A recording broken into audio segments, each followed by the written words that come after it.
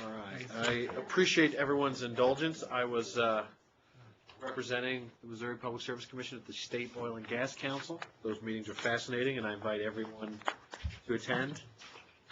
And some of you may be forced to attend in my stead. I'd like to call the Tuesday, April 19th, 2011 PSC agenda to order. First order of business, minutes of Tuesday, April 12th at 9:30. Any corrections or changes? I didn't have any. All those in favor of accepting the minutes for Tuesday, April 12th, signify by saying aye. Aye. Aye. Aye. Aye. Opposed? All right. First, tariff and new orders, WC 2011-0291, Missouri American Water. Order regarding request for disclosure pursuant to Commission Rule 4 CSR 240-3.640, subsection 5. This is the request to disclose salaries, correct? That's correct. And you have two options here. The first, you want to just tell real quickly what the two options are here? Basically, you can accept or grant Local 335's request, which is what staff council has recommended, or you can deny it based upon Missouri American Water Company's arguments in opposition. All right. Sir, can you speak up a little bit? Certainly. Thank you. There is a question mark. Do you have a question, Commissioner? I've had an opportunity to speak with the judge about the case, and I think the policy that we set in this could potentially be used in other cases and addressing other utilities. Of course, we have other utilities that are required to disclose salaries of their executives through other public sources.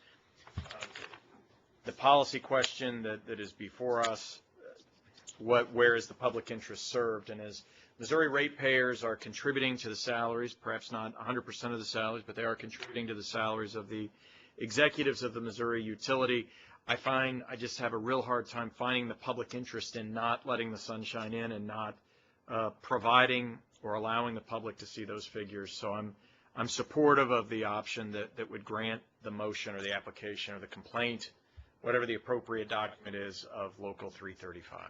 All right. That is option one. Commissioner Davis, you indicated support for option one? Yeah, I agree with Commissioner Clayton. And the information the union is seeking is part of the annual report, much of which is public. The people whose salaries they're seeking information on aren't just anybody. They are officers, and I think that their individual privacy rights are outweighed by the public's right to know. I mean, public employee salaries are, published in the Blue Book, and they're on the internet for everyone to see. And I guess I would say that this is one of those instances where I think we probably need to adjust our rules accordingly to make them consistent with the decision that we reach here in this case. But I think the officer salaries should be public. Okay. Commissioner Jarrett, you have option two. Well, I had option two, and I will explain. In concept, I agree with both Commissioner Davis and Commissioner Clayton. I don't have a problem with this being disclosed as being in the public interest. My trouble was with staff counsel's recommendation on, I don't know what page it is, page 4, I guess, where it says, according to staff counsel, MAWC is a monopoly provider of a necessity of life to its ratepayers, and therefore the public has a right to access such information as may be necessary to understand exactly what is included in the just and reasonable rates for this service. Under that standard, we wouldn't even have highly confidential information in any case. So to the extent that our order seems to agree with staff's definition of, I guess, what's in the public interest, I would be for option two. However, like I said, I do believe, I don't have a problem with it being disclosed. So what I'm going to do is I will vote for option 1, but we'll write a concurrence explaining my problem with staff's position on the standard. Commissioner Kenny? I was supportive of option number 1. I think the default position should be in favor of disclosure, and I just wasn't either. I wasn't persuaded by it, or I just didn't see any argument by Missouri American Water that was a countervailing private interest that overrode the default public interest. So I'm supportive of option number 1. But I too was also concerned about whether our rules were inconsistent with other parts of the statute, and perhaps there's some modification of our rules that would need to be made to make to be consistent with that decision that we're going to go with today. I'm supportive. Thank you. I'm supportive of option 1, and I'm fine with taking a look at the rule. Right. And I think there are a bunch of like little. They're not massive rule makings, but they're smaller kind of adjustments to the rules that we can start opening up. Calendar. We'll think about that. All right. All those in favor of approving the order regarding request for disclosure pursuant to Commission Rule 4 CSR 240-3.640 subsection 5, please signify by saying aye. Aye. Aye. Aye. Opposed? With a concurrence to follow. To follow. From Commissioner Garrett. And I guess I'm not going to file a concurrence or anything. I'm behind on concurrences by several months at this point. But I would just say this. I really think this matter is wholly within the discretion of the commission. And I wouldn't want, salaries of officers are one thing. I wouldn't want people to construe this decision too broadly, where it relates to other, areas. I mean, this is information that's in the annual report, that most of which is public. I think people already have an idea of what they think these folks make, and they may be actually surprised at what they actually do. So we'll see. Mr. Chairman, just for clarity on the ordered paragraphs, I had a potential inclusion of ordered paragraphs 2 and 3 if you chose option 1. Do you want me to include those paragraphs, which basically set a deadline for filing? Yeah, I think that's fine. And then I guess your vote sheet should reflect as amended.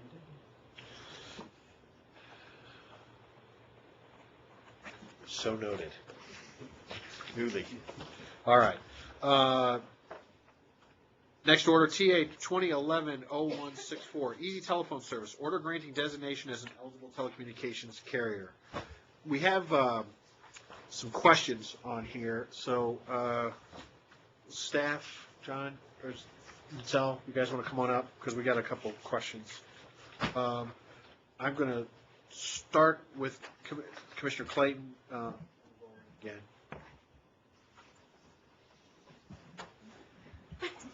Dan, I'm sorry. I apologize for mentioning you.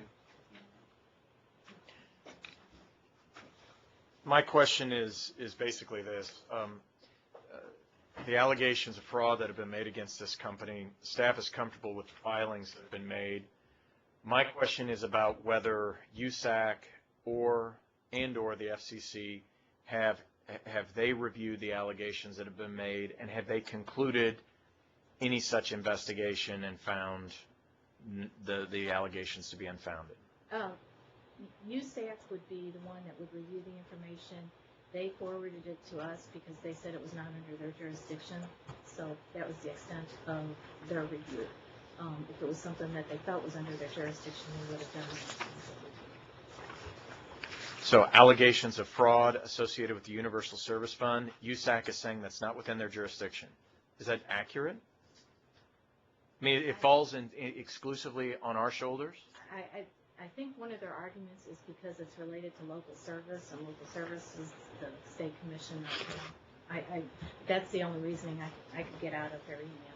Well, then in that case, if the burden is on us to conduct the investigation, is it fair to say that the only investigation we've conducted is basically reviewing the allegations that have been made and reviewing the pleading in response by Easy Telephone? Is that what an Easy Telephone Service? All the supporting documentation. Does it warrant additional study we've been down this road before where we've done an audit on Universal Service Fund, and then suddenly something popped up in Manhattan that caused us to take another look. And I don't want to be burned again. Part of the problem is the audits that we do are for the high cost fund, and that's what the commission is, I can't think of the word, but told to certify as for the high cost fund. This is low income only, so there really is no process to audit the federal low income fund from the state perspective. USAC does some individual audits.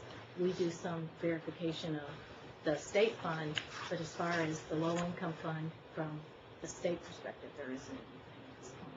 There isn't anything, there's nothing else that we can do, or? There's no process set up for an audit or any kind of investigation. In this particular case, I'm not sure what else we could do. Have we made an inquiry to all other states on whether they've conducted any investigations, sent it out through the NARUC chain? Not through the entire chain. Dana has, as a member of the low income USF, and she's had some correspondence with their group. And they're keeping an eye on it as well. They've been notified. So. John is chomping at the bit. Go ahead. We have done some limited auditing of companies of the low-income program. Specifically, last year, we contacted all the companies that were receiving low-income support. And what we do in those audits, and this was the first one we've ever done, it's the only one we've ever done. We basically contacted the companies, asked them to provide in writing what their processes are for enrolling people in the Lifeline program, how they handle all that. I was looking at this a little differently. I mean, we're not talking about an after-the-fact audit. We're talking about conducting an investigation prior to granting ETC designation with an actual allegation. And so I guess I would like to be more comfortable that we have fully exhausted all avenues of learning whether these allegations are unfounded or not. And that some of the statements in the pleadings just say, well, we didn't find anything, and I don't know what it means. Is there anything else we can do? I'm not sure what else we could do since it's basically he said, she said. Let me ask a question, and this is important because this may determine whether I withdraw this item or not. Did anybody contact Ms. Rodriguez? No. I'm withdrawing this item because I'm not going to do anything until we contact her. She's the one that's made the allegations. There are very specific allegations here in Louisiana. The phone number and all the information was provided. So I'm going to withdraw the item because we're not going to vote on it today until somebody contacts Ms. Rodriguez. That to me is a basic amount of information that needs to be done before we move forward on this. So I'm going to. Mr. Chairman? Yes. May I jump in? Yes. If we're going to withdraw it anyway, contacting the person that made the accusation, I think, is a good first step. But it seems that there should be some, in addition to contacting the complaining, the accuser, some additional due diligence to verify The allegations. the truth. Well, verify the allegations and to verify the truth of the defense put forward by the applicant. So I'm fine with withdrawing the order, but I too was not comfortable approving it without doing our own independent investigation and verification. So I think yeah, we need to interview the woman that made the allegation, but there may be some additional due diligence that on top of that. I didn't mean to cut anybody off, but I'm not going to vote on it. We're not going to do anything on it today. Okay. But we can still discuss it. Mr. Chairman, my question is simple, and I'm not sure if it's better directed to Mr. Reed or Ms. Dale, but the question is, I just want to make sure by deferring this decision, we're not somehow violating any regulation or anything like that. There's no operational law. No operational law date, so, okay. All right. I would suggest that to keep things moving along, that I set a date for staff to come back with further Findings. That's fine. You can do that by delegation. 2 weeks. Yep. Does staff need authorization from us to take any additional steps, or do you feel comfortable that you got the power and the, excuse me? No, that's a good question. Because, I assume we we have did. talked about this ETC designation in the past, and we feel like our hands are tied, we don't have the ability to do anything. So, I mean, we've talked about this before, but if we need to give specific authorization, just ask. I think what we'll probably do, if we can't get, in order to get more verified responses, we may go to Mr. Reed and ask for subpoena. In addition, I don't think that there's any problem with us directly asking I can't hear him, sorry. the applicant to. He can't hear you. Oh, I'm sorry.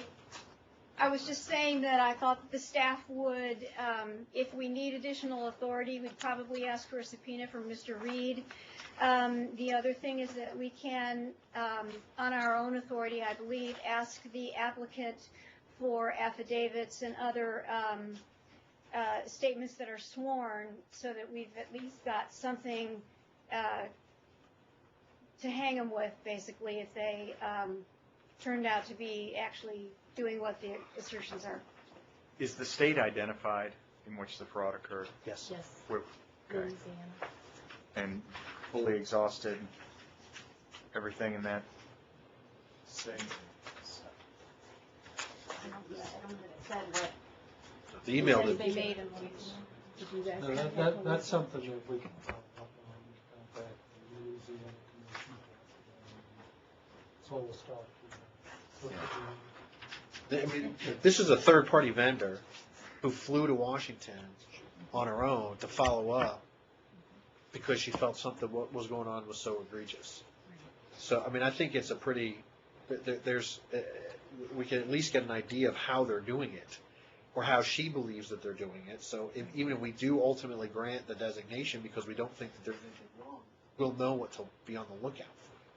We'll know what the allegations are and how we can try to develop strategies to make sure that doesn't happen. And one of the things that John and I have been talking about, our rules and also the federal rules are designed for high cost, and low income has just always been a piece of it.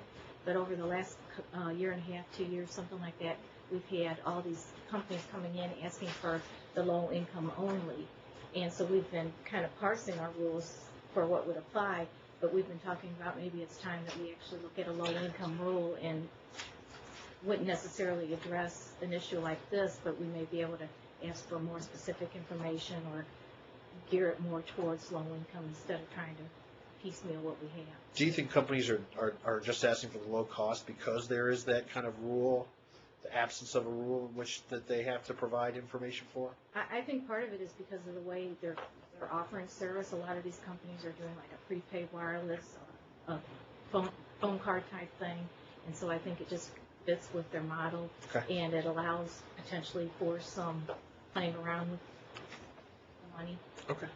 Well, I think it sounds like a good idea. So we'll withdraw it. We'll set it. We'll send out an order by delegation setting just the timelines in which we can come back and report in, and then we'll get some more information.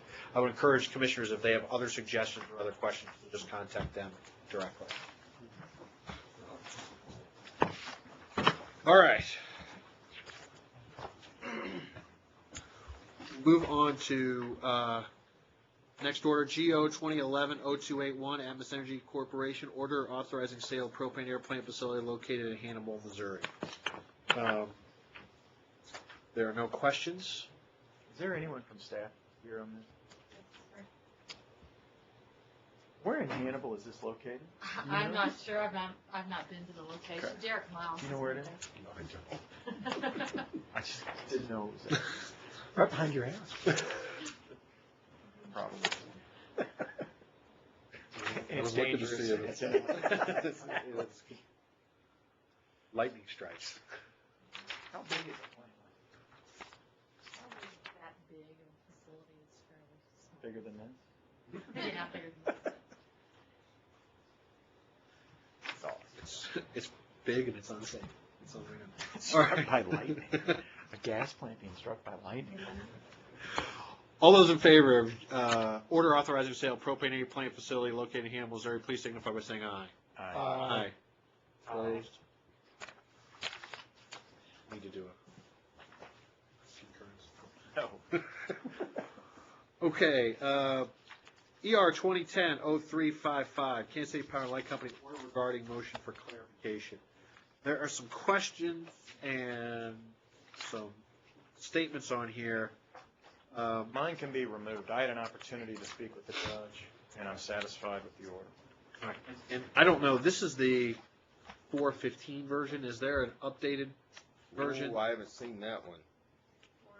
No, 415, Oh, April yeah. 15th. Okay, At- 4:15 at 3 o'clock. 3 o'clock. That, I just want to Okay. make sure I had the latest version. I didn't mean to talk about the time. That is the most up-to-date. I have a couple of additional, one oil I didn't strike on the second page, on the first paragraph, and I had changed most to many in the additional language on page 3, and there was another one that I didn't change there. So we're taking out all references to fuel oil expenses. Right, It should that was- just read fuel oil, or fuel expense, Fuel, excuse me, right. fuel expense. Okay, Commissioner Davis. Now, I did not see anything inconsistent. I think we were free to choose amongst the evidentiary positions to set rates that are just and reasonable.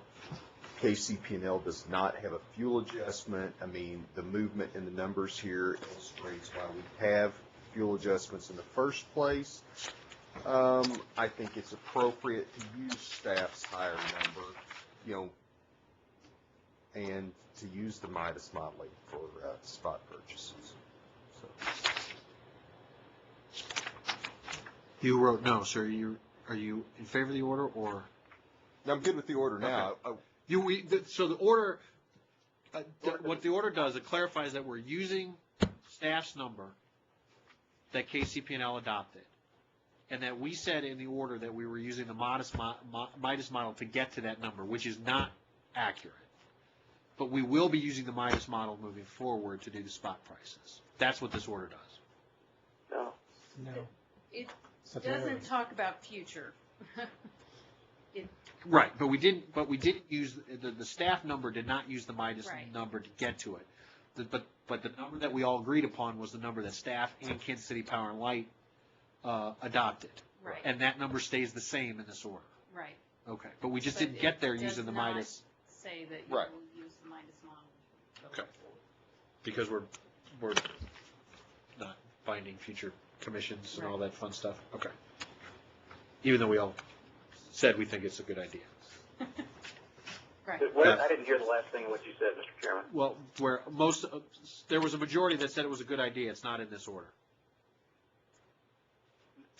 Right. So, the majority of us have thought that the Midas model was a good idea, Correct. but we're not adopting the Midas model. I thought we adopted the Midas model, and now we're not adopting it under this order. Well, No, I think this order is remaining silent on the Midas model. here's the issue. So we got the number, which was staff's number, okay? Right. To get to that which Kansas City Power and Light later adopted, staff did not use the Midas model to get to that number. Right. So if we said we were using the Midas model and got to that number, there is an inconsistency. Right.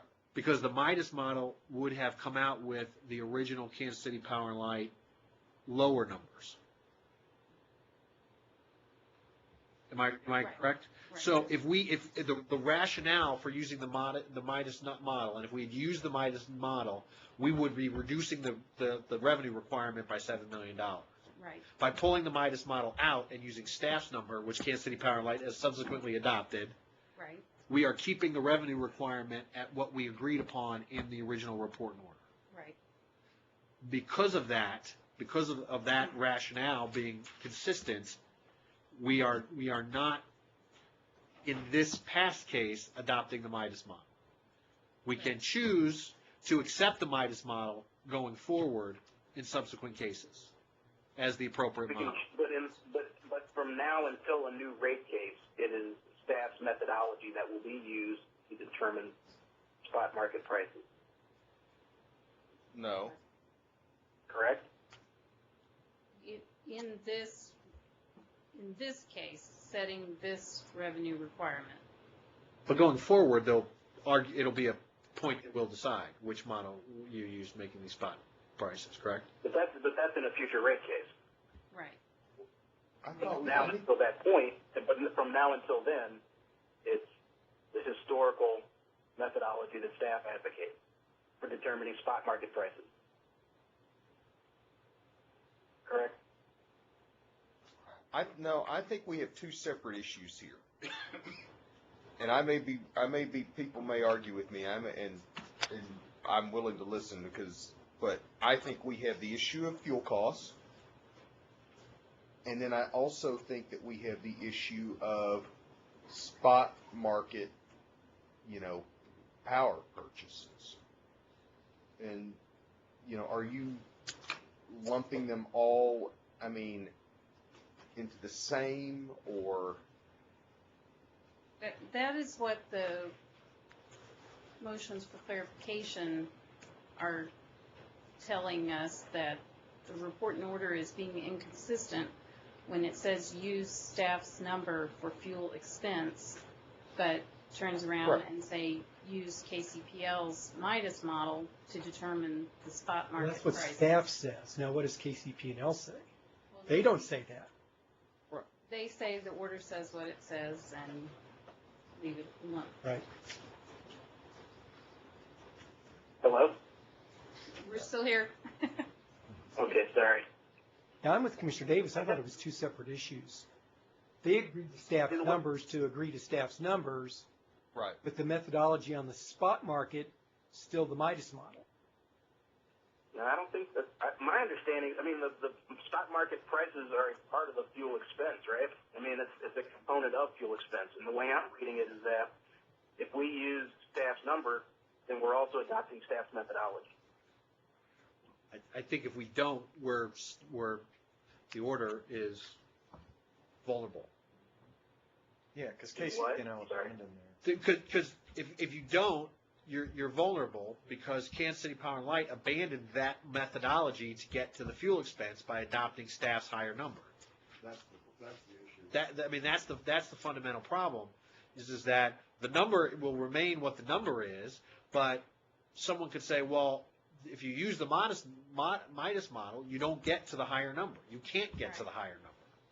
If we decide to maintain use of the Midas model, we'd have to rerun the revenue requirement. It would be adjusted down by $7 to $8 million, correct? That's my understanding. Right.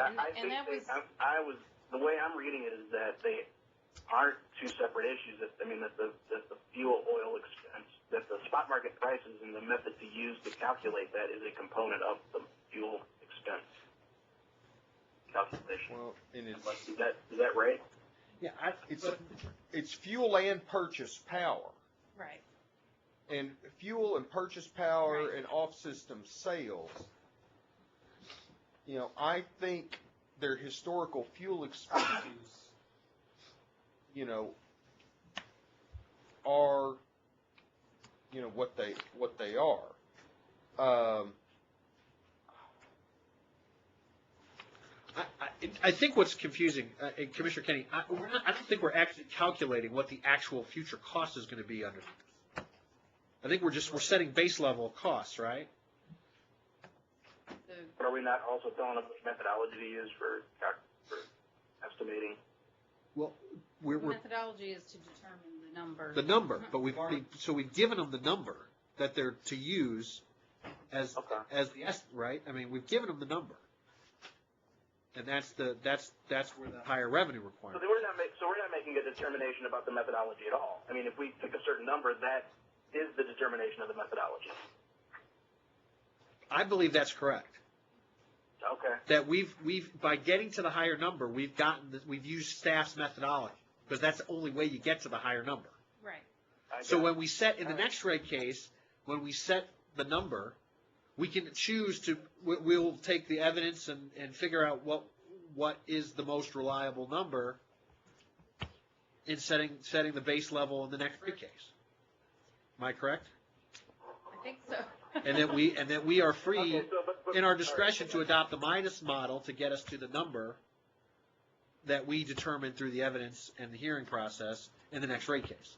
If that's the Midas So model, that's for the fine. purposes of this report and order, by adopting staff's number, we're implicitly adopting staff's methodology.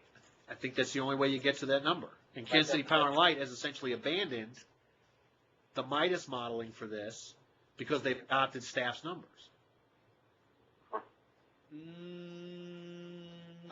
I don't think that's correct, because later on in the GMO case, they haven't, they use the Midas modeling, because we're gonna have to discuss that and decide it.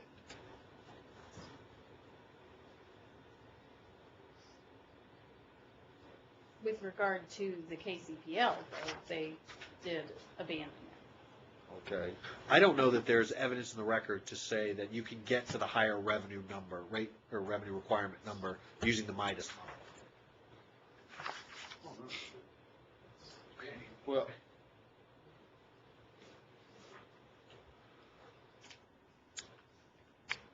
do we have to decide this today?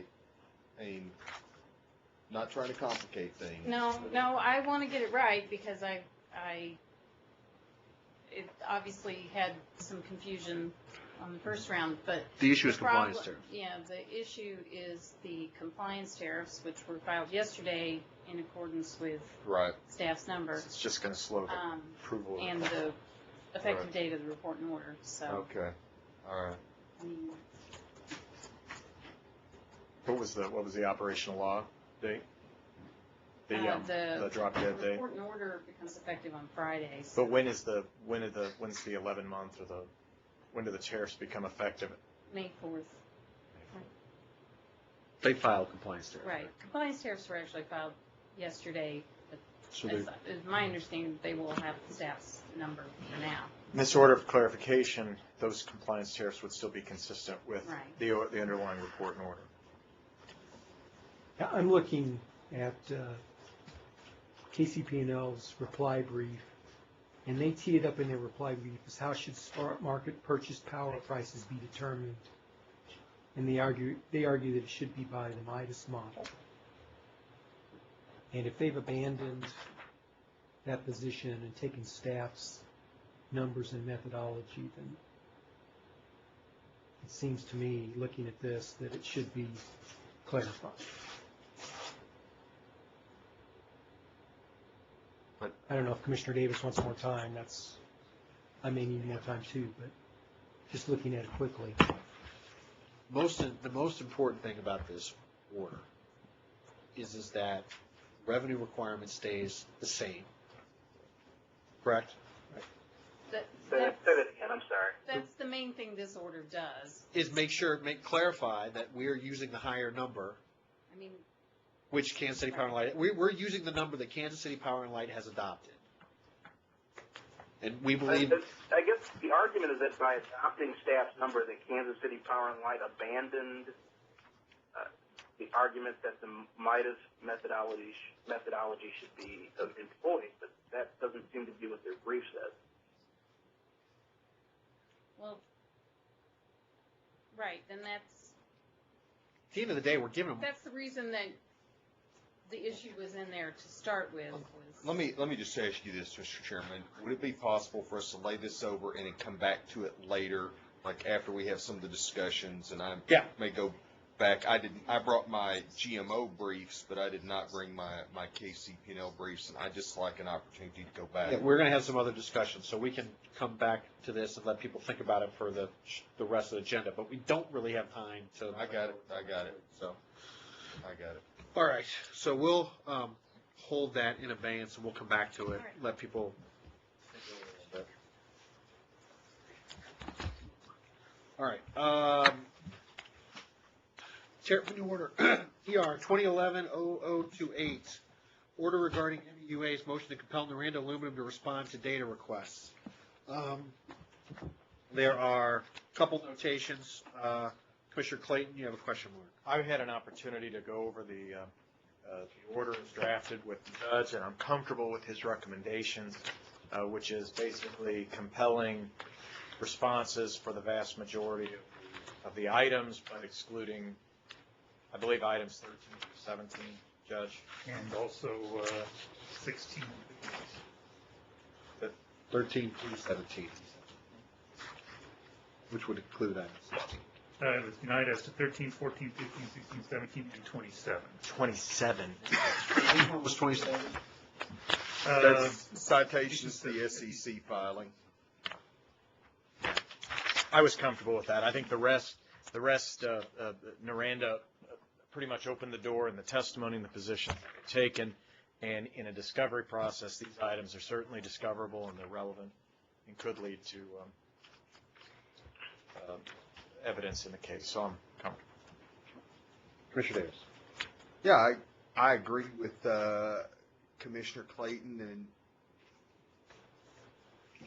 and Judge Woodruff. Isn't this deja vu all over again? I mean, didn't we have the same problem with Miranda last time? I mean, We did,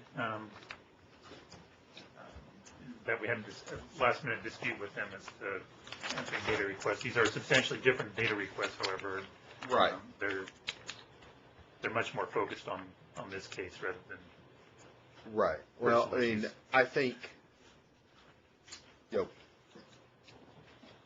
I agree with your order. I think you did a fantastic job of dissecting the issues. I mean, I think Mr. Woodsmall's data requests, relate almost to some of Mr. Smith and Mr. Thane's testimony verbatim. They talk about Naranda's electric rates, and I think what Mr. Woodsmall is saying, show me the documentation to back up what you're saying. And, for whatever reason, they don't seem to want to provide that information. And, certainly I think it's something that's going to have to be asked about in terms of their credibility. I mean, I think these assertions do need to be vetted. I guess the only other question does Mr. Woodsmall still have time? Because some of these I think he could accomplish with interrogatories. I mean, I don't know when the discovery window closes, but because, we've been, this has been going on now for a month and a half or so. And I wouldn't close the Looking at some of the other requests, it doesn't look like, nobody thinks discovery is closed, because this is the same ridiculousness that we got into last time.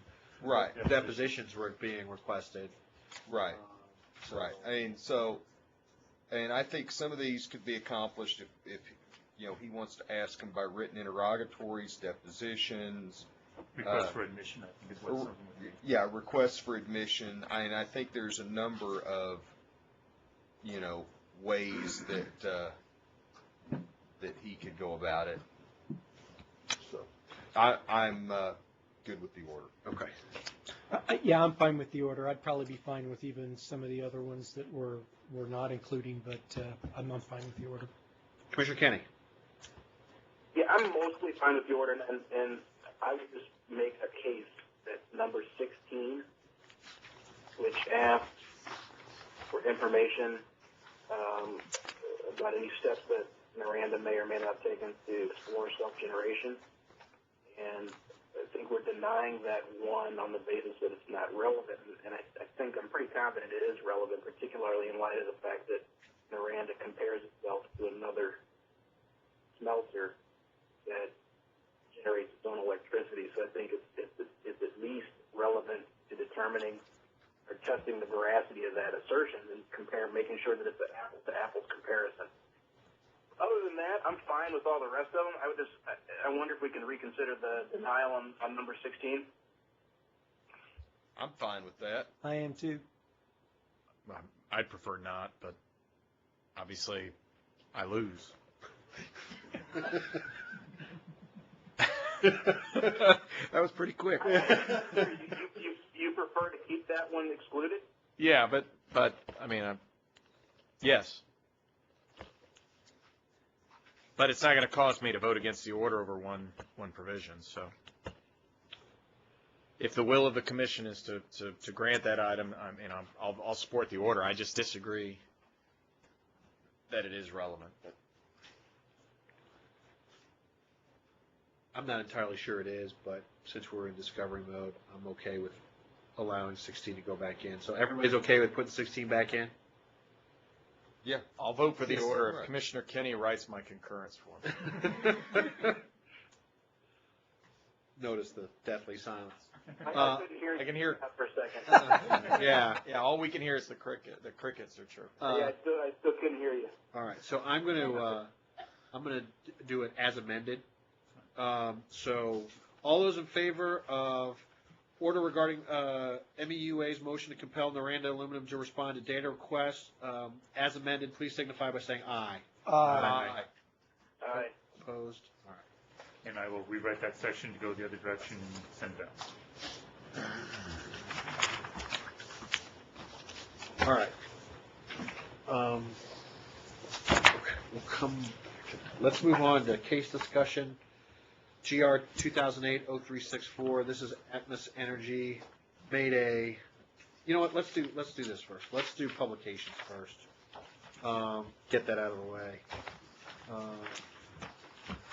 Does anybody, we have the publications list for January 2011 and February of 2011. Does anybody have anything that they want to add or remove from the lists?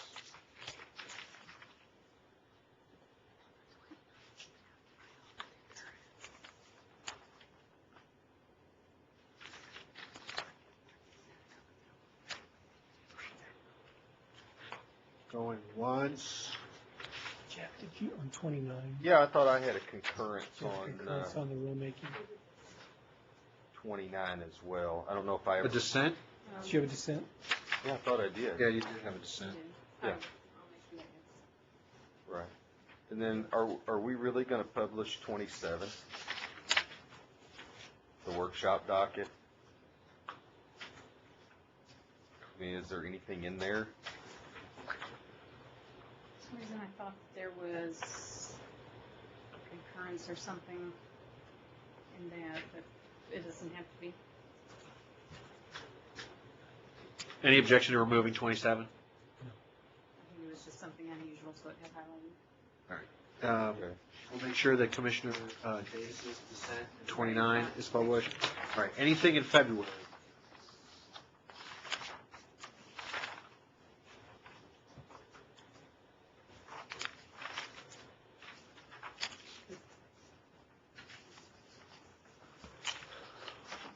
All right, all those in favor of accepting the publications list for January 20, approving the publications list for January 2011 and February Aye. 2011, please signify by saying aye. Aye. Aye.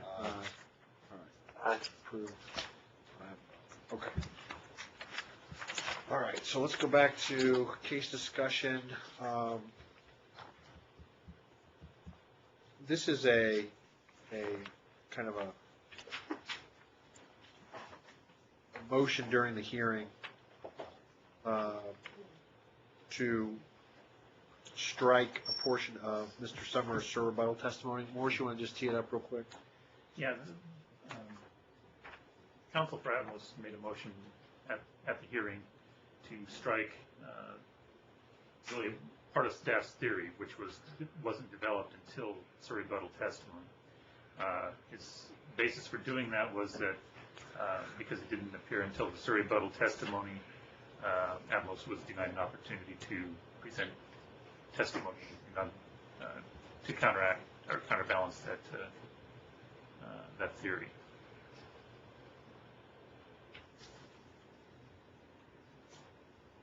All right, Commissioner Clayton. It would be my preference not to strike the rebuttal testimony and take the issue with the case. I recognize the concern that's been raised by Atmos in this instance, but I think the testimony had been filed earlier, and I think it just is a complication that goes with our process with pre-filed testimony and then that testimony sitting in the record sitting in EFIS until the hearing, and then a motion to strike or an objection at that point. I would prefer to take the issue with the case. Commissioner Davis. Well, I was the person that asked for this case to be put on today, and I asked for it to be put on because I think we either need to strike this portion of Mr. Summers' testimony or I think we need to go back and take additional evidence and allow Atmos to put on, reply testimony. We've got a rule that says you've got to make your case in chief in your direct testimony. Summerer did not come up with this argument until his SIR rebuttal. I do not buy staff's assertion that Atmos somehow concealed this information. Summerer knew about the Panhandle Eastern problem when it occurred. He had contemporaneous knowledge and, was free to investigate. I mean, this whole DR thing is, in my opinion, a red herring. They asked a question, they got a response. Now, after the fact, they think they should have gotten a different response. I mean, if I had a nickel for every time that staff has one of those problems, I wouldn't be here now. And honestly, they didn't make that complaint until after Fisher moved to strike Summerer's testimony. I think you go back and you look at Summerer's original testimony and you look at staff's original case and how it is now morphed into this huge safety concern. I mean, I think it's important to point out that no customers were, no customers were harmed in the sense that, no one lost their gas service or anything like that. And now we're down to a disallowance which is significantly less than what was originally alleged. I think the company has been prejudiced by this inability to respond to these late allegations. I mean, we talk about setting discovery schedules. We talk about holding people's feet to the fire. I say we do it here, and I say we strike Summerer's testimony. Or at a minimum, we should allow Atmos to put on some reply testimony and go back and take another round of evidence and have some more hearings. And I think it's important that we do that before these people just start submitting briefs. Commissioner Jarrett. Yeah, I agree with Commissioner Davis. In the hearing room when this was brought up, staff's argument that this was a big surprise to them.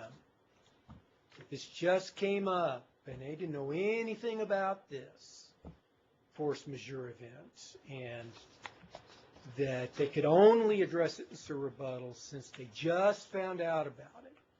And then on cross-examination, Summerer says, yeah, I knew about the force majeure event at the time when it happened. I got notice of it.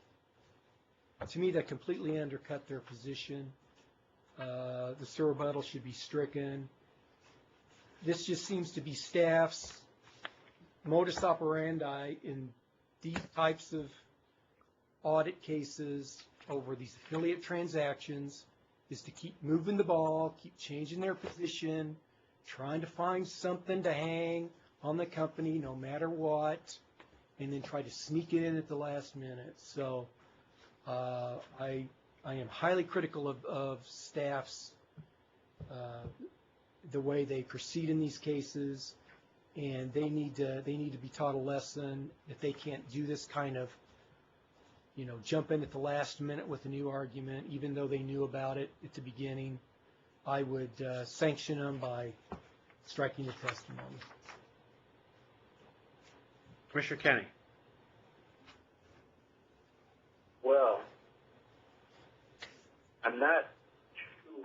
let me say this. I'm not inclined to strike the testimony.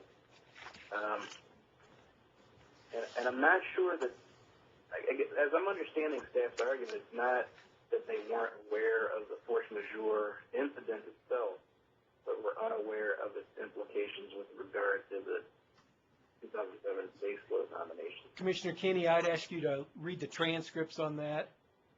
Take a look at the transcripts again. For which part? For that. With respect to which part? For the argument that they didn't know about it. I think that, I don't think they're saying that. I don't think they're saying that they didn't know about the event. I'm saying that they didn't know the implications of the event. I believe the testimony will say otherwise. I believe they stated on the record that they didn't know about it until Summer was directly asked at the end if he knew about it, and he said yes. But I could be wrong. Well, I'm just asking you to review the testimony. I'll review it again. But I guess to the larger issue, though, I mean, I understand Atmos's argument that this is still an argument that was made not in the case in chief and was made during sort of rebuttal testimony. But I guess my question is this: I mean, are there any additional facts that require the taking of additional testimony, or is this simply something that can be argued in the briefs and decided with the case? And I'm kind of asking it rhetorically, but kind of not. I mean, judges, what additional evidence would be adduced? Or is this just really a matter of just a new argument Well, that can be argued? Atmos never requested the right to produce any additional evidence after the rebuttal testimony came in. So I don't know if they had anything else they wanted to say or not. Well, I think a lot of it depends on how we handle this motion to strike.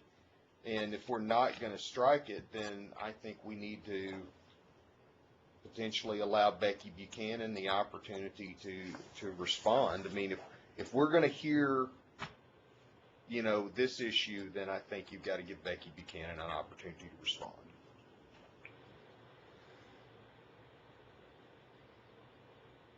Well, I'm not in favor of striking the testimony, so that portion of the motion I would deny.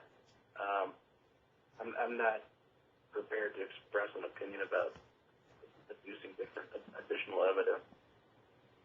Because I don't know what it would be, and they haven't asked for it, and would it be anything additional than just would it be new evidence or just additional argument? If it's just additional argument, they can do that in their briefs. Well, what I'm saying is I don't know that they're prejudiced by this.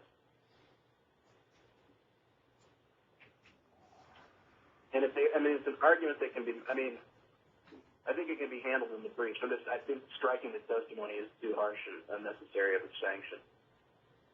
Well, Commissioner Kinney, this is Commissioner Jarrett again. It seems to me that if there is a finding of fact that comes from the surrebuttal testimony, and there is nothing in the record that gave the company a chance to respond to that fact, then I think that's reversible error.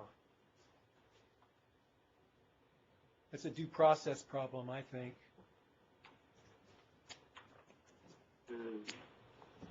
Can I respond to Commissioner Kinney? You talk about, this is Atmos, relief that Atmos hasn't requested. Well, staff never raised the issue of the DR. They never said, hey, Atmos didn't respond to our DR. They never sought any clarification. They just, all of a sudden, they show up and say, well, see, they didn't respond properly. Well, they also have an obligation to seek their remedies, and they didn't do it. Well, I don't disagree with that statement of general applicability. I don't disagree with that. Well, if the narrow question is whether we grant a motion to strike, I'm not in favor of granting the motion to strike.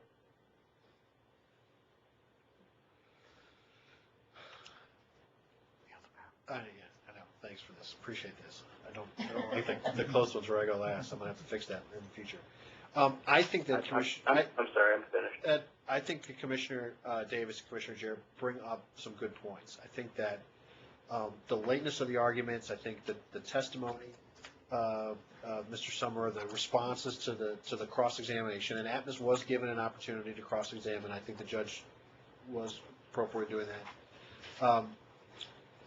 It all goes to credibility, and I think that we are free to judge the testimony as it's taken. which there may be questions about credibility based on the evidence in the record. So I'm not in favor of striking the testimony. If Atmos were to file a request to seek to look for more evidence, we would put that on agenda and decide it very quickly. I would grant you that. So as of right now, I'm not, because I think in fairness, if they feel the need to, we would entertain that quickly so that we can resolve the issue as well.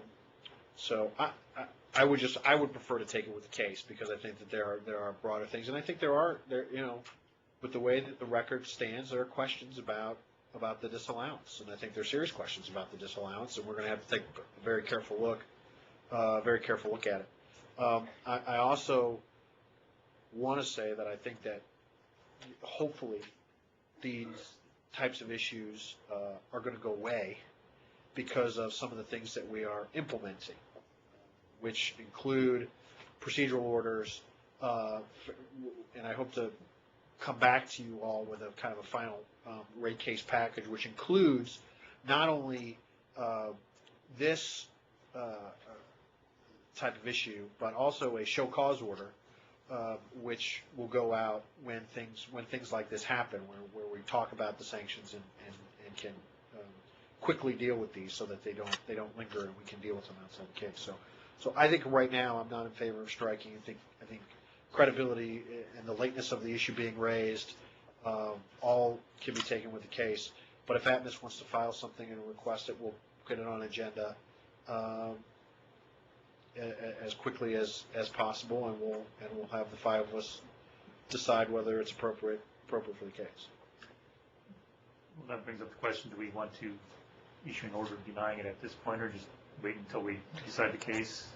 I don't think we need to issue a final. My thought on doing it an order now would be key for a future decision on the other aspect of it, of producing more evidence. I'm fine with doing that. Any problem doing that? Any problem, Commissioner Kenny, doing that? No, I don't have any problem with that. Okay. Just a couple more things.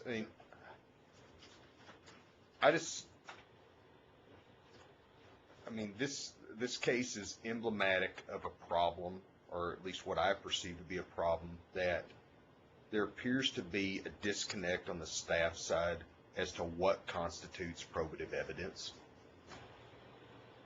It's allegations and innuendos or whatever, but at some point there's got to be substantial and competent evidence, and here it's just like they've flopped around and until they could finally gravitate to an argument that might stick. And in fairness, I thought Bob Berlin has done an excellent job in the hearing room. I thought he did, considering the case that he had to work with and the fact that, his witnesses seem to keep changing their story, I thought that he did a good job. I thought, Jim Fisher did a masterful job of cross-examining Mr. Summer. And if, young attorneys out there are out there looking for another example of good cross-examination in a hearing room, that was it. So I'll just leave it at that. But, I hope that the rate case package will alleviate some of these problems, but like I say, I'm not sure that there's not a bigger problem, and that people don't necessarily understand that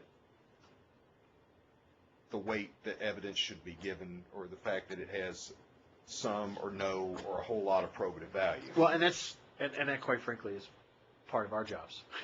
We're the ones that are going to be making those determinations, and hopefully when people look at our reports in order, they will understand what evidence we found credible and what evidence we didn't. And I think that what makes me more comfortable about that is I think we've done a pretty good job of looking at the record that we have and making a determination based on on the evidence in the record, I think we'll continue to do that, so. All right, what we'll do a formal, motion to deny, or, in order to deny, motion to strike, and we'll tee up the, if they want to file a request. So, all right? Okay,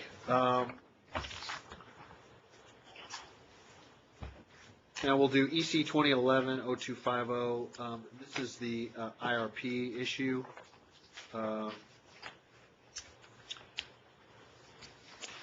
Start with Commissioner Clayton, because I think you had a potential suggestion on how we handle this. Thank you, Mr. Chairman. I had a conversation with the judge. Jeff Keeble, and I had an opportunity to go through this material, and it seems fairly clear that with the stipulation that was filed in April of last year, we approved it, and then the subsequent filing in January of this year, some of the parties don't believe that they got what they bargained for as part of that agreement, and that staff as one of those parties filing a complaint that seeks monetary penalties at this time. I think from my perspective, I recognize that there's a dispute, and the parties obviously didn't anticipate this level of filing. Perhaps some things have changed that have required stakeholders, including the utility, to change what their plans are. From my perspective, I'd like to get to the bottom of this in the most efficient way possible, and I'm not sure if a complaint that seeks monetary penalties is the best way to go. I think the concept that I wanted to throw out as part of the discussion here today, and I'm not sure if I'm advocating for it or not, but I wanted to throw it out and get some feedback, is that the utility has suggested GMO, I keep confusing KCP&L and GMO, but GMO is going to make some filing at some point this summer, Judge, is that correct? That's what they've been. Do they specify a date associated with that filing? They did not give a definite date. They just said they'd be redoing their analysis to take into account these changes and have the results available this summer. Well, what I was thinking is that we set a deadline for that filing, that we set a date certain, and then a week to 10 days after that, or some reasonable period following that filing date, that we enter some sort of order to show cause, or some order that would cause to put on for hearing this dispute, and that be done not in the complaint file, but be done in the IRP file, which would be the 0237 case. That would open up whether the stipulation has been violated, and perhaps the Commission should withdraw its approval of the overall stipulation and agreement. Now, I don't know if that's the most efficient way to do it, but I'd rather be getting to the bottom of the underlying policy rather than trying to chase a utility over penalties that will most likely take forever to prosecute. It'll take forever through appeals, through the case before the circuit court. I would rather that we attack the underlying problem and the Commission chime in as a matter of policy. Staff is feeling that it didn't get its end of the bargain in the stipulation. DNR is asking for, they don't use the term investigation, but I think they're wanting some findings and for us to dig into this, and I'm wondering if that is the most efficient way to do it. I don't know if it is, but I thought I'd throw it out there. I would much rather be having this discussion in the concept of an integrated resource planning process rather than the penalties. That may sound somewhat contrary to what I've said in the past, because the IRP process has frustrated me, but I'm not convinced that this ought to move forward in a complaint context yet.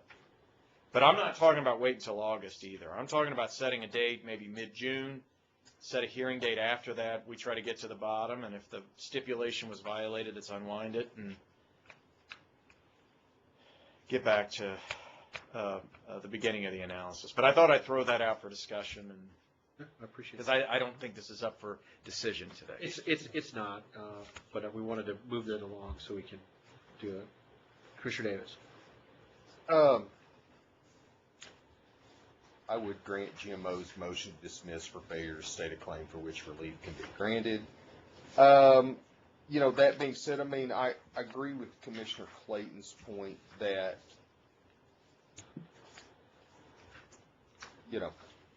I have no problem with them filing something this summer. I don't know if today is April 19th. I don't know if 2 months is 18? Not today's the 19th. 18. What was your question? I don't know if 2 months is a reasonable time frame to, I mean, everything that's in the IRP filing, I mean, I'm sure they're already working on it. You know, I think I would ask them to try to get it done sometime. I would give them probably 3 months until middle into July, and say get it filed by this date, which is kind of midsummer, and then, you know, tee it up and let people come in and argue over it after that. Commissioner Jarrett? I would agree with Commissioner Clayton. I think more information is always better. I would suggest, rather than picking a deadline today, that the judge talk with the parties, talk with the company, talk with staff, and see if they can come up with a mutually agreeable time. Because I don't know how long it takes to run the models and do all of that. Part of the context is the new NEO rules are going to be coming effective on May 30th, and that figures into part of the equation in the IRPs. I mean, I agree we ought to do it sooner rather than later, but on the other hand, I don't know enough about the technical aspects of doing what they need to do to. I could direct them to file date, time frame in which they think they can produce that revision. And give staff a chance. And then the commission could look at that and see if they approve that or not. I'd like to cut it short. I think I need to clarify, with Commissioner Davis saying you'd grant the motion to dismiss, I think my preference would be holding it in abeyance and prosecuting or processing this dispute in a different case. I don't think we ought to close the door, absolutely. I'm just saying let's try to work through it in a more efficient fashion. I think the last case technically is closed. It'd have to be reopened. And this would either be a new case or... Actually, the 2009 IRP case is still open. What is it? It is because the January filing was made providing the alternatives that GMO provided in their statement regarding the need to revise their preferred resource plan. So that is actually still open. And we can issue orders in that file as it stands. Commissioner Kenny. You guys kept cutting in and out. I'm sorry. The 2009 IRP case is still open, Yes. and the 2011 case is open by virtue of the revised filing. The revised filing came in the 2009 docket. Okay, so it's still just with that one existing case. That's correct. All right. I would not be in favor of granting the motion to dismiss. I mean, as I'm reading the complaint, the argument is that the deficient IRP is violative of the stipulation in a non-unanimous STIP agreement that was filed in 2010. So, and if there's still an existing case number, couldn't this dispute have very well been filed in that particular case as some type of motion in that case? There could have been motions filed in that case, but staff chose to open a separate complaint action. Was that, I mean, do you have any insight as to why that was? Is it just administrative, or is there some particulars? I do not. Well, I mean, I don't know what the most efficient way to solve this either is, and I'm open to suggestions, but I would not be in favor of just fairly dismissing the case at this point. I think I heard Commissioner Clayton's suggestion, and then I heard Commissioner Jarrett's suggestion. I thought they were both viable alternatives. All right. Why don't... Can I ask a question? Sure. The energy efficiency rules, have they made it through the JCAR window? Yes, they Hallelujah. All right. I mean, there are some things happening. We've got new IRP rules. People have been participating in that. We have new energy efficiency rules. Those are pretty much set in stone now. They're not in effect yet, but they will be taking effect. We're going to be concluding both of these rate cases here in the foreseeable future. And I just think that the dies are nearly cast for the utility to provide this information. Considering the stipulation was filed back in April of 2010, a year ago, it was approved in June. They filed their revised language as part of the STIP in January of this year. It just seems to me that each of the different components are pretty much in place, and that a date sooner rather than later would be more appropriate. And if things have changed enough, then let's set a date in June, or at least ask them for recommendations on these dates, and let's get to the bottom of this, because I think we all want to see implementation of the rules and the different concepts that we've discussed. And certainly on demand side issues, the legislature's made it a priority. So I just think we need to move forward with the most efficient. I was going to suggest that we hold that you issue an order by delegation immediately, asking them what is the earliest possible date that they can make the filing. So we'll get that information, then we can bring it up again and determine whether, if they say September 1, we can come back and challenge that a little bit and move it up. And then once we get that date, then everything else can fall into place, and we can figure out whether we agree with the date or not, if it's okay, if it's early, and I think that we could encourage them to file it at the earliest possible date. We can set the hearing time, and once we get that date, we can deal with the complaint and figure whether we're going to. I mean, I think there's general agreement that we want to handle this within the confines of the IRP process rather than the complaint process. And it's probably just right now it's a matter of semantics about whether we hold it in advance until the completion of that process or whether we don't. So is that okay with everybody, that we just get the date and then we can bring it back, and if we want to giddy up the process, if it's technically possible to do that, we'll do that. Is that all right? Yeah, just get some feedback. I'll issue that order in both files.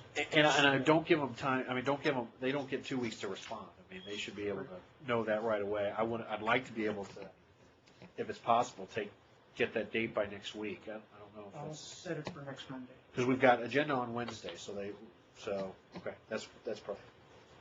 So because I agree. I don't want to waste a lot of time on this. We'll move forward through this. All right. Thanks, Judge. All right, now, Judge DePel, why don't you come up here? We'll go through this quickly because we've still have a lot to do, and we're going to have a lot next week as well. And we still have to go back to the order for clarification. Just tell them they can hang out, wait. So, all right, I'm going to take volunteer. So who wants to go first, deciding those issues, although it will not be me? Well, I'll go first, and it's a complete punt, Mr. Chairman. The reason is with being out last week and catching up on the other items on agenda, and the fact that we're still closing out the other utilities case, I haven't had the time to thoroughly dig through the record as I'd like, and I'm just not prepared to dig in on some of these issues. We do have time, but I think A lot of time. I'm sorry? We don't have a lot of time. I didn't say a lot of time. I just No, said we had just time. issuing my own order of clarification. Okay. Well, Don't I ain't look at ready me. today. I ain't ready today. How about that? I understand. But I am assured I will be ready next week to be more prepared on these items. Okay. All right. Crossroads. I would not do depreciated net book value. I would probably go along with one of staff's alternative theories, either, the numbers that KCP&L put in their SEC filings, or the other alternative valuation? I think it was the staff's, what was it, their second alternative? Oh, the Goose Plants that were Creek. sold to. Yeah, the Ameren Group Goose Creek and use that valuation. I need to look more at the deferred taxes on the, also, you know, on the transmission offset. I mean, it does appear to me that, you know, natural gas to the Crossroads plant is cheaper, so that there should at least be some, you know, I don't know that the transmission and the cost of natural gas are a wash, but I think at a minimum there should be some offset there.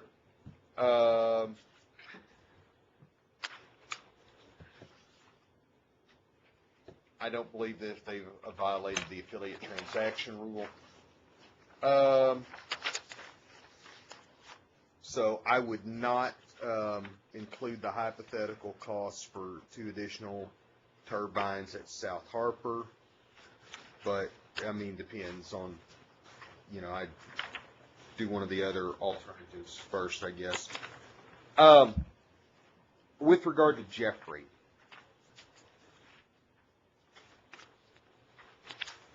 the low bid, and I can't say the number because it's highly confidential, was significantly lower than the other competitors. I mean, the people did have experience in the business performing this type of work, and I think it's important that the bids did not include bonding. And I just think, in hindsight, that it's hard to say that this bid was non-conforming, and, you know, quite frankly, had they rejected the bid and said, we're going to go with the second highest bidder, then the complaint would have been completely reversed in that, you know, why didn't you accept the lowest and best bid, you know, when it was clearly such a savings to you and these people had expertise in the business. So I don't think that the company can be faulted for that.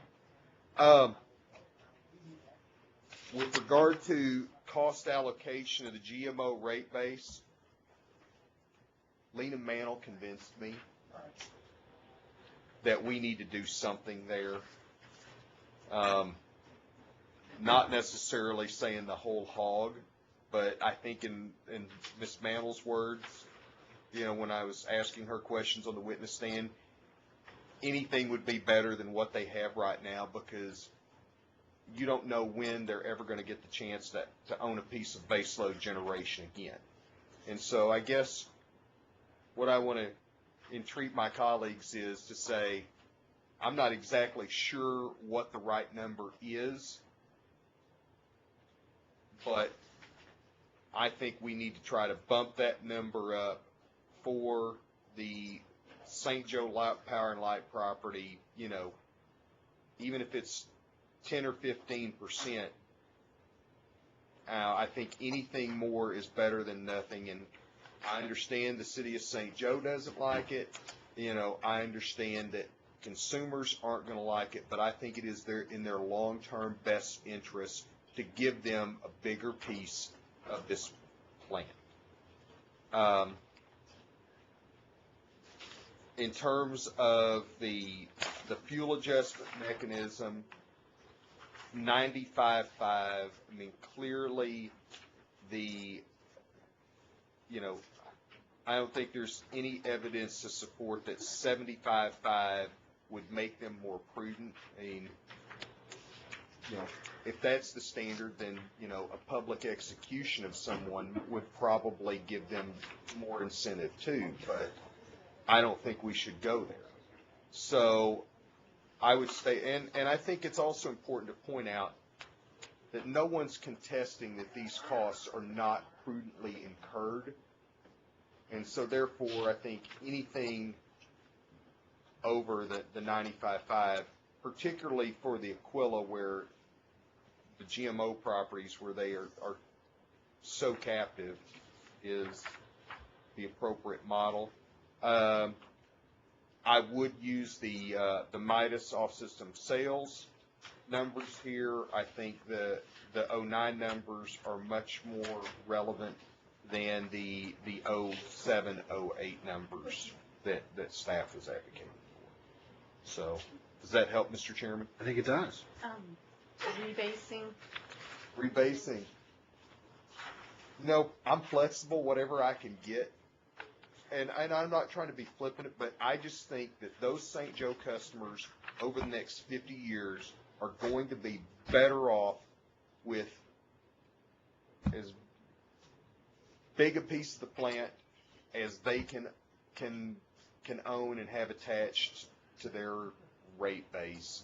And I know that, you know, that's going to cause some consternation. So I'm sensitive to that, and it's just, you know, I'm just hoping that we can all agree to something. But going back to rely on Ms. Mantle's testimony, I mean, I think she said that, you know, staff's position was more like a negotiating position or a bargaining position. It was not their firm and final offer. And I think, you know, we just have to come up with the evidence to support that decision. I truly believe those ratepayers will be better off with more baseload generation. But what about the fuel adjustment clause with the fuel expense? Would you roll the fuel expense into the FAC into baseload? Yes. Well, wait. You know, You don't have to do it off the Yes, top sir, of your say, head. if you don't know. You don't know. I It's don't okay. know You know is what? an answer also. I gotta go back and consult my notes here. So anyway, I'll pass, and Okay. we'll let somebody else have a turn. All right, Commissioner Jarrett. Yes. Starting with Crossroads, should Crossroads be included in rate base? Yes. But like Commissioner Davis, I'm not quite sure what the amount should be. I'm not really at depreciated net book value, but so maybe we can figure that out. I think and a lot of these are soft because haven't had a chance to really dig down, but I think on B, the accumulated deferred taxes I would include as an offset to rate base. Or no, I would say no on that, I'm sorry. No on that. And C, I don't believe there was any affiliated transactional problems, so I'm a no on C, a no on D on the hypothetical costs. Jeffrey, I think Commissioner Davis discussed it a little bit. This was the problem with staff in the 0355 case, and it's a problem in this case. You look at it, and I'm not entirely sure that there aren't some disallowances that should be there, but staff does such a poor job of putting forth any evidence on it that I can't say that the company was imprudent. Just like Commissioner Davis said. So I would be a no on all of those. On number 2, A, B, and C, and then D and E, I would be yes. Absence to any evidence to the contrary, I think GMO demonstrated that they were prudent and managed them properly. Number 3, the IATN 2 allocation. I was leaning toward the company, but I'm like Commissioner Davis. That was very soft, and I think Ms. Mantle's testimony on that was pretty credible as well. So maybe there's a number in the record that we can come to that's appropriate. The rebasing, again, I believe I'm with the company on the rebasing issue.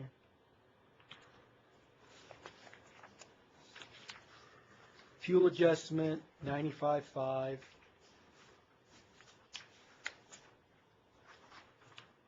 And then number 6, I'm for the Midas. By God, we're going to get the Midas in there somewhere.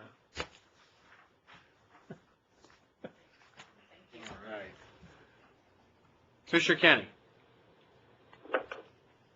Yeah, I'm going to have to beg your indulgence. I haven't had an opportunity to dig down to this as I'd like, so I would just be giving you my initial thoughts. It's subject to change, so I would. Can you come back to the next week? Oh, yeah. I mean, we've got to basically have the issues decided on the 27th so we can get it on the 4th, vote it out on the 4th. So that's why I was clarifying Commissioner Clayton saying we have time, because while a lot of the issues are going to be common and we've adopted them in one, so it'll be easy to do. There are some things that we need to decide here. So, but that's why I'm planning on next week being people should prepare for it to be pretty long, because we've got to move through a lot of stuff. So, I'll go through. I'll go through with you. I mean, I agree with some of what they said, and I think that it shouldn't be net book value. I don't necessarily have a problem with Goose Creek. The non-existing combustion turbines should be not included. I agree that there may be questions raised about Jeffrey, but I don't know that there's sufficient evidence in the record to disallow. And I think they should be judged for the information that they had at the time. Yeah. So it's the best call that you make at the time that you had, and PMSI is not a fly-by-night kind of operation. So Exactly. I agree that there should be an allocation. What it is, I don't know exactly. I think they should be required to rebase. I'm going to take a look at the fuel adjustment clause. I've always kind of had to take a look at this, but in the last couple of cases, people have everybody seems to be okay with 95.5, but I'm going to take a look at that and see whether there should be a more adjustment there.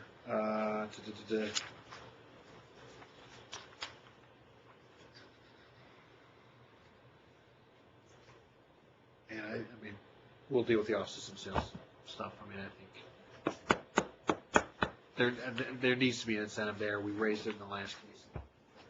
Where we are with this one too. So, all right, we will mark that as discussed, and you are going to have another kind of a cost of debt, kind of traditional memo for us for next week. Well, anything that, as I go through the adoption basically of the common issues and make sure that there's not some other smaller issues that were lurking in there. One of them was that one cost of debt For that issue. I forgot to include that. Which is the 8.6062 or 8.606.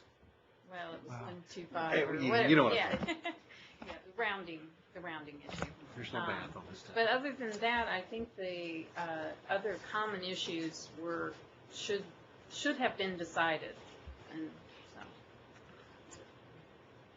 But I may find those kinds of things, and then as we decide, as I get a feeling for a majority's opinion on these other issues, there may be some sub-issues that you'll need to decide. So any of those that come up as I'm trying to put together the order this week, then I will specify those. Perfect. All right. Okay, let's go to Lifeline FCC comments. Draft comments to the FCC on reforming the Lifeline program. Dana, you running the show? You guys can come up to the table if we're going to talk about it. You're on the list to talk about it. So, I don't know if anybody had any questions or comments regarding this. I have no questions or comments. I'm supportive of the comments. They're consistent with what we've done in the past regarding pipeline. Commissioner Davis? I'm fine. Yeah, my only question is, since I'm the guy on the phone in the PSA when you're on hold, it talks about the lifeline and link up programs, am I gonna have to change my PSA because of any of this? I don't believe so. All right, then I'm fine. Commissioner Kenny? Commissioner Kenny? I'm here, I'm sorry, I'm supportive of the comments. Okay. I'm fine with the comments. Go forth and prosper. All right, thanks, everybody. All right. Adam, come on up.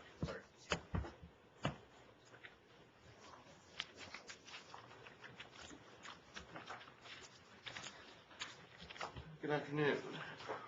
I have a executive summary for the FERC Order 745 discussion. Which is the easier one to do? The other one. The OMS? All right, Yeah. let's do that one first. OMS. Not my area of expertise, but briefly talking about frequency regulation compensation in the organized wholesale power markets. This is, Proctor's been doing some work for us on this. He made some suggestions that got taken by the OMS work group and that are included within this draft. He had some concerns about the way they had discussed some of the economic terms. Essentially, what this is FERC put out a pro forma tariff for frequency regulation compensation. OMS is raising a couple of concerns about them. Number one is that there are some terms that are conflated. I believe it's frequency regulation, and the other one is frequency response. And they're just asking that, even though the NOPR said that they wanted to split them up, to make sure that the tariff splits them up. Because, what's in the tariff is going to be the governing law of the land. Then there was also some concern about the compensation regarding the frequency response. And there's a lot of very technical comments in there, but generally the idea is if you're doing something that looks like it belongs in the energy imbalance market, go ahead and pay them like it belongs in the energy imbalance market. If you look at the very back, there's 5 bullets on page 8.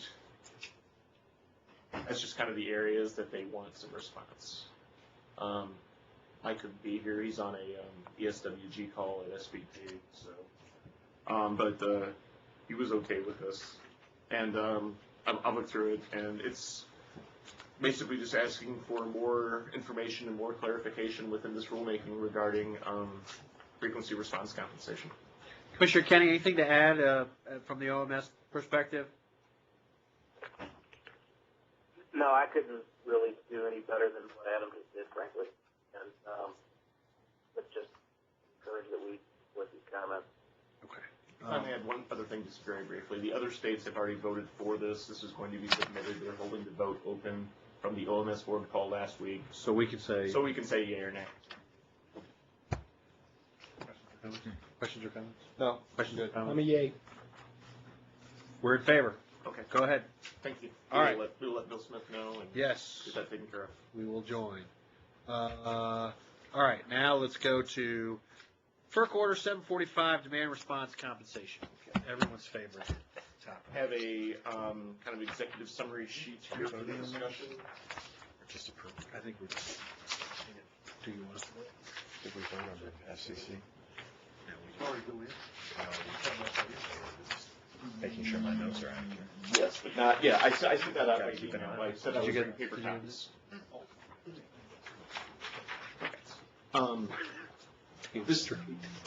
This item today was put on request. I believe it was Commissioner Davis who requested this discussion. Order 745 is. Did you? I don't know that. Was it? Oh. It was Commissioner request, I believe. I'm trying to remember which one. We don't have to talk about it today. We don't have to talk about it today. This is not. Well, time I mean, sensitive. all right, This is rock and updates. roll. You need. And, I think at some point we need to have a discussion. I mean, Mr. Chairman, we've talked, and I guess MISO is going to come in and make a presentation to us. I think we need to have a very forthright conversation about whether or not we should be a member of MISO. This whole idea of participating in these capacity markets, at best, my concern is that we are going to be held harmless. At worst, it's going to end up costing our ratepayers a lot of money. Ameren, Missouri's off-system sales are a secondary concern, and our primary concern, in my opinion, is taking care of our Missouri native customers. And, I'm very concerned about the direction that FERC is headed. Basically, it looks like they're gonna regionalize, or in this case, maybe just nationalize everything. And, I would much rather have a debate in the Missouri General Assembly about whether or not we build a nuclear plant, and I would rather lose that debate over there than lose it at MISO or somewhere else. Which is a very real possibility under these scenarios. And, I just think that this is going to be more difficult to unwind the further we get into this deal.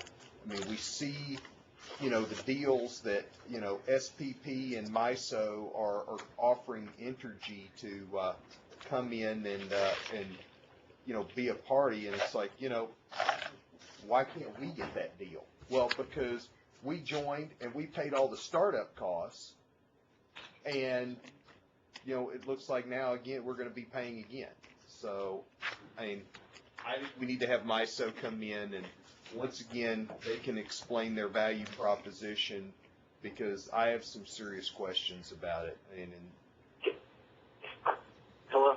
Yeah, go ahead. Commissioner Kenny. Are you finished? Yep, I'm done. Yeah, let me say two things. The issue with the capacity markets and MISO's value proposition, that's a separate issue from this Order 745 and response compensation issue. Yeah, I agree. And so I think those are all valid points, but I don't know that was the discussion we were prepared to have today.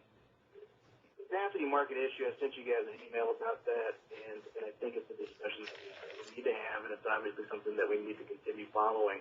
I'm not, prepared at this point to opine one way or the other about Ameren's continued participation.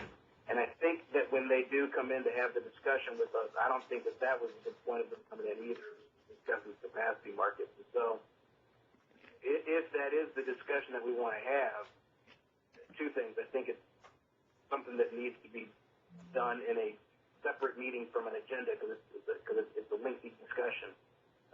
And if that's the discussion that we want to have, we let MISO know that that's what we want them to come in and discuss. But I think as it stands now, they're coming in to talk specifically about the proposed forward capacity market. So I think those are all valid. They're valid discussions. I think they're discussions for another day. So are we going to discuss Order 745?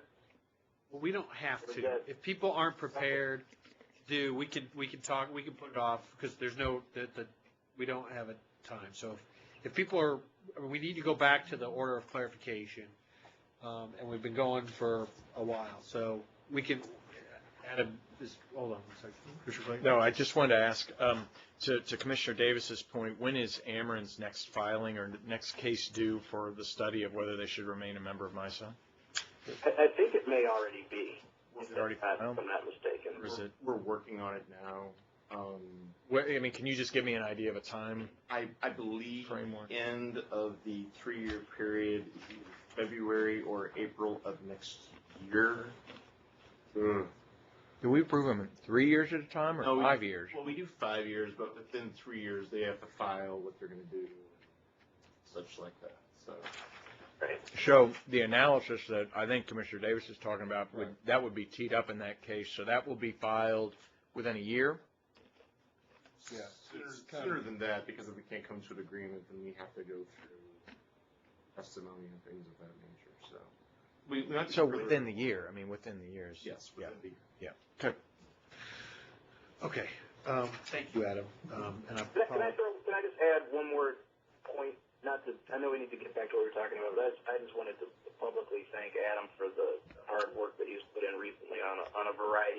ISO's OMS issues. He's been very, very helpful to me. There will be no publicly thanking of Adam I McCann. wanted to publicly give him a pat on the back. Adam, I think we appreciate everything you're doing and appreciate you coming and taking the time to do this. And the work so far has been outstanding. So thank you. You're here.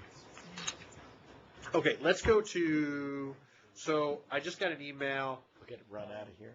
from legislation. The Senate appears to be taking up SB 48, which is this afternoon, at least. We don't know, they might take it up for a minute, like they did last time. And Lay it over. there are a couple other bills that might be taken up. The two telecom bills that we talked about, we're still working on getting our language on.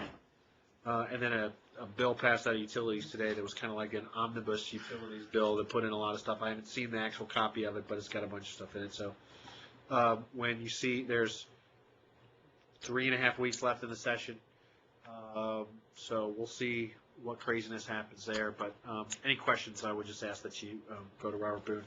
Let's go to scheduling real quick. So next week on the 27th, we start the Ameren hearings on the 26th on Tuesday. Now, Panhandle was going to do a presentation, but they have canceled. So we right now have agendas starting at 9:30. We are going to have a long agenda because of GMO, and we've got some other things that we've been putting off that this was long enough, but there are other things. So unless some things fall off, I'd like to keep it at 9:30. I know that's not great from a hearing perspective, and maybe we can have the figure out who the witnesses are, and maybe we can take breaks if we need to get through that. But at least for right now, until we get closer, I'd like to keep it at 9:30 and not go to noon. And then Wednesday, the 4th.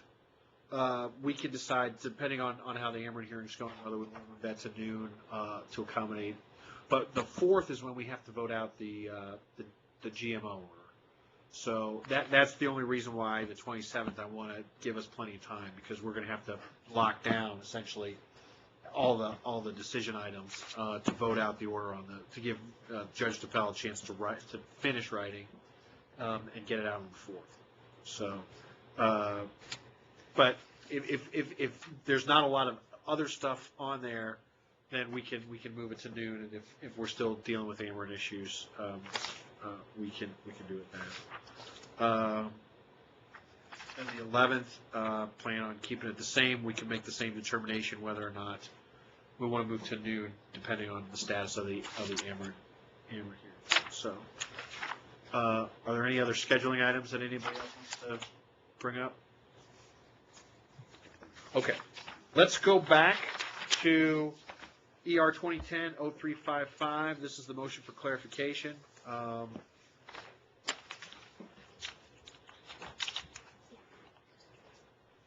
you get that from me? I did. Oh, Because yes, I thought you needed that. Thank you. All right, so I think I have it. I think I've got it at least in my mind. I'm for the order of clarification. Because I think what happened here is that the company took staff's numbers, which were bigger than the Midas model figured. So in a way, they settled. This is a settlement. Well, but it's not a settlement. It might be a joint position. Yeah, I mean, Right. to quote the industrial users, this is not a unanimous agreement. There's, Right. They're for the lower position, even if the company is abandoned. I understand that. Okay. But anyway, the company's taken staff's numbers. So I'm fine with the clarification. My concern is that this doesn't turn into, because I like the Midas model. I want that on the record. So noted. And I think I would hate to see in the next case staff come back and say, well, now we've established some sort of policy or precedent that we like the historical model more than the Midas model. I don't think that's what this is. I think we're just taking them at their word that they've agreed to what staff has agreed to, and that's good enough for us.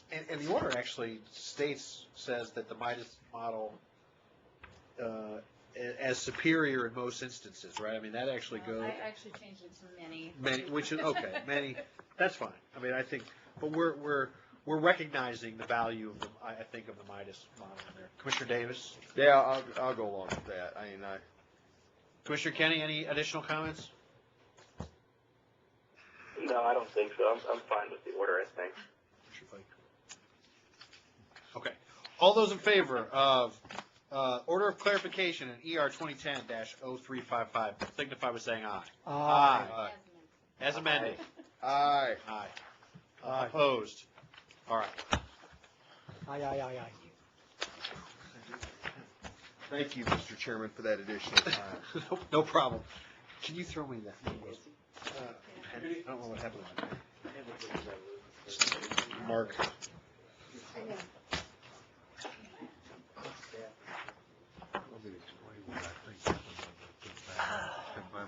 Yeah, I'll come by. Yeah, well, quite frankly, looking at the true-up reconciliation. Commissioner Kenny, you still there? Didn't- Yeah, are we still? We're adjourned. We're adjourned. Jared, we just didn't tell you. Take care. All right, see ya. Thank you. I'm still gonna work on that whole music, by the way. Hey, and you have authority to. He couldn't hear. When you're listening in and like when anyone speaks from